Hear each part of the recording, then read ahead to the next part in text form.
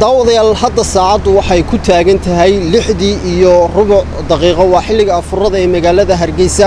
sida idin muuqata waxa uu daadkiisu socdaa roob bilaabmay salaadii casar ka hor ee magaalada Hargeysa roobkani ayaa daadadkiisu waxay sababeen khasaare kala duwan kuwaasi oo hadda aan si rasmi loo ogeyn khasaaraha intuu leeyahay uu sababay balse waxa jira khasaare badan oo indhahayaga ay qabanayaan baabuur u qaaday guriyo dumay iyo sidoo kale isku socodkii oo hakiyay gebi ahaanba magaalada Hargeysa labadeeda daamood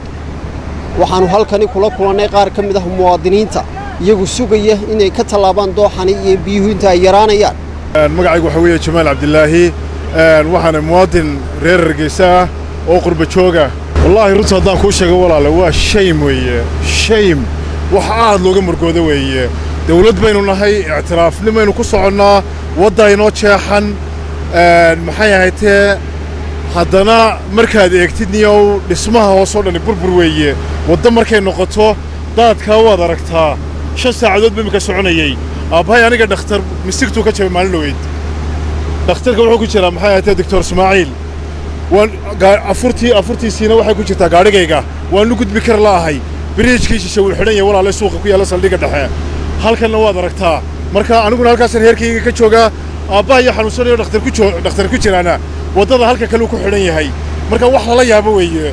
ilbaxnimaynu doonaynaa horumar baynu doonaynaa waxaynu doonaynaa maxay tahay dadaal inaan adduunka la jaan qaadno Soomaaliya inaan ka goonayno doonaynaa bal maxaynu ka goonaa hadaynu Hargeysa waa caasimadii weeye waa magaaladii waxaan ku aynu ku faanaynay Soomaad garan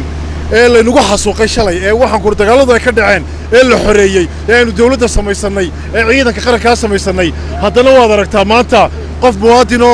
waxaan ku ridaanta ka gudbi kara qof muwaadina oo daanta ka gudbi kara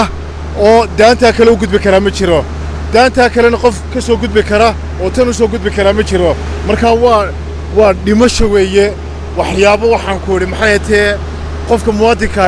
halkuu wax abuuri lahaa walaale oo wax samayn lahaa ama uu tacliinta meel sare ka gaadhi lahaa markuu arkay niyad jabka dadka maskaxdii bay ka daaleen aad baa loo daalay siyaasiyiinta anigu niyo fariin baan u dirayaa maaha mid maaha laba maaha saddex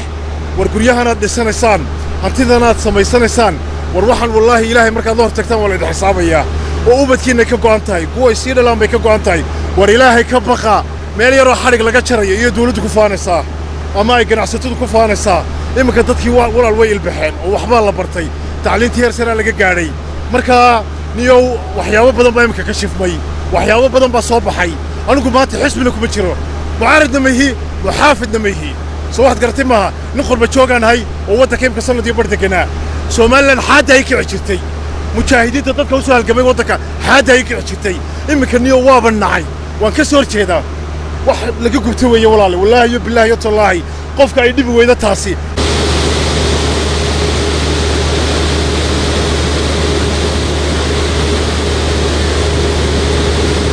dawladda hoose Hargeysa ونيو دولة هوسة سوماليلاند تقولي تتويه عاد بولي دتها وعقبت كده عاد بو يريع مقالة أنت عليك اللي ركوش دنيا هي عشورها صور لك قاضيه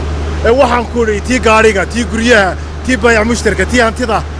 تي قاعدين كمد والبا حتى نعن وضل لقول السين وحبل لقول قبنين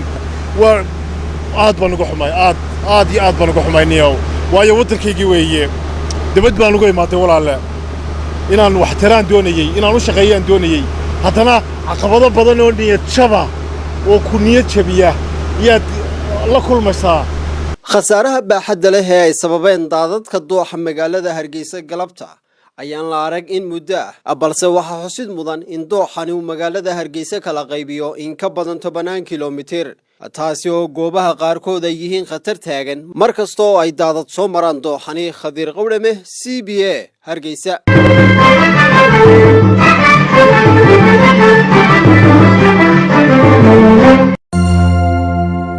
hadal oo ku hadal bishii oo dhan $7 oo kaliya ku darso fariin kasta oo aad dirtaana waa ku bilaash isticmaal shabakadda ugu ballaaran geyga Soomaaliland haddaba si aad ugu shubato adeega kaafiye fadlan garaac xidig 8 eber 8 afargees ama xidig 2 eber 2 afargees tayo waa Telesom